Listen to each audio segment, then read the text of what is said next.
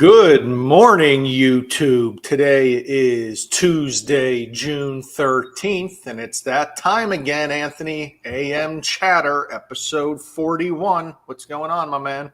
Good morning, my man. Should we AM Chatter, get it going. Should we call the FBI, put out the missing persons report for Tom Burko? I know we can't find him, man. 2 weeks in a row, we can't find him. Guy's out in Utah somewhere. I don't know if he's in the desert. I don't know if he's in the mountains. I don't know if he's marrying people, but it sounds like he's having the time of his life. So hopefully we'll have Thomas back. I don't know, Friday next week. Who knows? He's still part of the show. He's just out in Utah. I would like to see a video of him officiating that wedding. Well, I haven't seen one either, but supposedly it happened. Well, maybe that'll be a side gig for him. All right. Well, hey, we're going to keep moving on. Big week, big day. If anyone's paying attention, every month now, 3 important letters, CPI. That's the inflation report. That comes out once a month. Today's the day. In about 28 minutes at 8:30, the CPI report will be coming out to see where inflation is. And that's going to be 2 very important things, Anth. That's going to see what the Fed potentially is going to do with their meeting coming up here. And then also, if inflation is lower than expected, that could be very positive for interest rates today. So we're hoping, fingers crossed again, because we need to see these rates come down a little bit. Wouldn't you say? I do say, especially over the last 2 weeks, with the uptick, definitely. I mean, people ask all the time, like, hey, when's rates lowering? Look, the home is a great investment. You can always refinance in the future if it benefits, but now it's still a great time to buy. But yeah, having a lower interest rate on everything, credit cards, auto loans, mortgages, it's definitely a little different for sure. Right. Yeah, and it's crazy how every month, every week, there's different reports, there's different days, and this is definitely one of the biggest days of the month. So we're going to try to keep everyone updated as possible. Hopefully, again, we're really hoping for some good rates today. It's just too early to tell, and no one knows where those numbers are coming in. So that's the first acronym of the day we had to talk about, CPI, and that has to deal with inflation. The next item we have to talk about is AMI, and that is area median income. The reason that's so important is a lot of these programs today, especially the programs that can give you a discount on interest rate or mortgage insurance or down payment, a lot of those programs are strictly based on income today. And some of those programs are strictly based on the area median income. And that has changed. And I'm going to present. So if you can show this, I don't know how we're still new at sharing the screen here. So let me see if I can pull this up, and I'm going to share it. I don't know if you guys can see that or not. Yep. You tell me, Anth. It's up there, buddy. Okay, perfect. So I picked Pittsburgh. Again, this is going to change for every area slightly.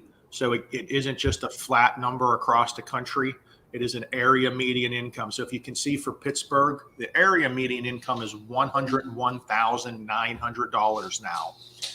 For the conventional programs that are helping out with down payment and interest rates and mortgage insurance, that income limit, as you can see right there, is 80%. And so that's now up to $81,520. So if you are a buyer, if you're making less than that amount, that is going to put you in eligibility range for the Home Ready program or the Home Possible program. They're the same program, just different for Fannie Mae and Freddie Mac. That's going to allow you to get those lower interest rates, those lower mortgage insurance, and put the 3% down. And the biggest thing about that program, it's not for first-time home buyers only. It's for anyone. You can already have owned a home. You just have to be under that income limit. And that's a big deal. And that income limit's only for the borrower, not a household, right? So anybody that's buying, if they're trying to buy together, great. But if that program is going to benefit you and it's going to qualify for just one borrower, that's a key point to that program as See, well. and that's the biggest thing with these mortgage guidelines is some of these programs are just qualifying income. It's just the income we're using to qualify. Other programs, it is household income based. So, if you're living with another person, that may disqualify you. And that's why you got to get pre-approved. You got to go through the second look to confirm what you have, because these guidelines are confusing. And you need an expert that looks at them every day and understands them to know you're going in the right program. And that's what we're doing on a daily basis. Right, for sure. So, I mean, that's a big deal. So those income limits jumped up, about $6,000 here just this week for 2023. They were sitting around 75,000. Now they're up to 81,000. And that is for the Home Ready, Home Possible conventional loan. And I am seeing those rates between 1.25% lower than the normal average conventional loan. So when people go, Ryan, why would you go with this Home Ready or Home Possible program? 3% down compared to 5% down. You got the lower interest rate, mortgage insurance, which is lower. I mean, all factors of why you would like the program of a buyer is positive for this program. Yeah.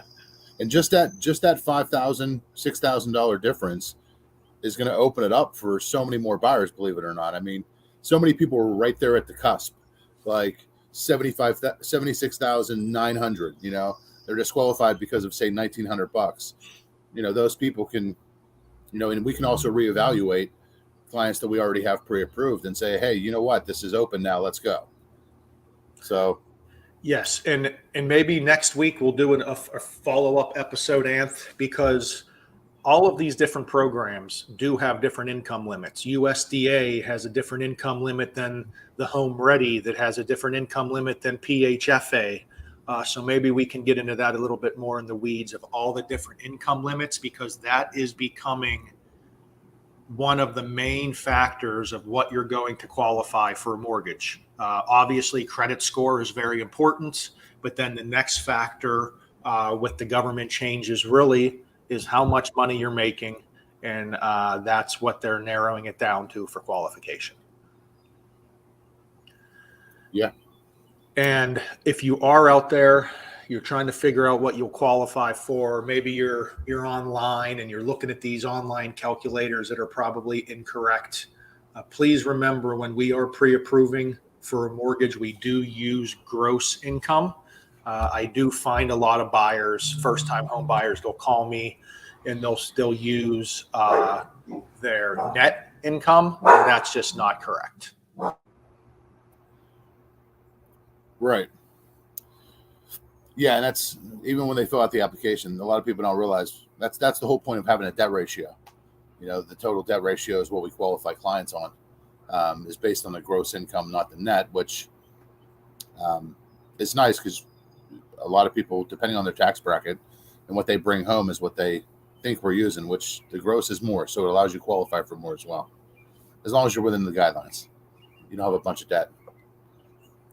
Agreed. Again, that's why we say call us, get pre-approved. If you are pre-approved, get that second look. There's so many different programs out there, so many different opportunities. Please do not leave anything on the table. And Anth, just so you know, I do got our market intelligence pulled up. It just opened up for the morning, and we're slightly positive for the day. Nothing major yet, but just early inklings of the morning with this new information coming out. We should be positive, and hopefully this is the start of getting good inflation numbers. Hopefully the Fed decides to pause on rates increase this month. I don't know if you've heard anything, Anth, but I know that's on the table to do no rate increase. And I feel like if we get inflation under control and we start having the Fed pull back a little bit, that's going to be all positive for us going into, June, July, August here. Yeah. Yeah. I mean, I think that additional rate hike, it's already high enough, man. Let's hope for good inflation numbers. And even if they leave them the same, they already, stated that they don't plan on decreasing rates this year, but they've already done enough increases. So hopefully it is enough when the inflation numbers come out that we can smooth sail, through July. Hopefully see a little bit of a decrease, which will help more buyers buy homes. But you know what? On the same token of that, though, what's going to happen. Let's say rates trickle down, not enough homes on the market.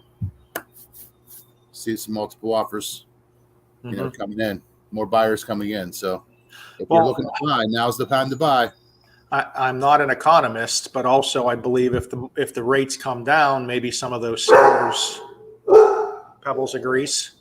Pebbles does agree that some of those sellers will start selling if the rates come down a little bit. They refinanced or they got a 3% rate and they're saying, I don't want to go anywhere. Yeah. I mean, you know what though, man, they can actually be, I think a lot of people that have that 3% rate that want to buy, I mean, they can actually accidentally turn themselves into, investors. If they've owned that property for more than 12 months, I mean, even buying a new house, they can rent out their current. They got the cheapest rate they're going to have on an investment property. So, I mean, that's always an option as well. But make sure you reach out to us, go over your plans, your goals, and we'll see what these inflation numbers look like today. Anthony, I got anarchy here. I got 3 dogs barking. It's time to go. So, all right, guys. Talk to you later. See you, buddy. Bye.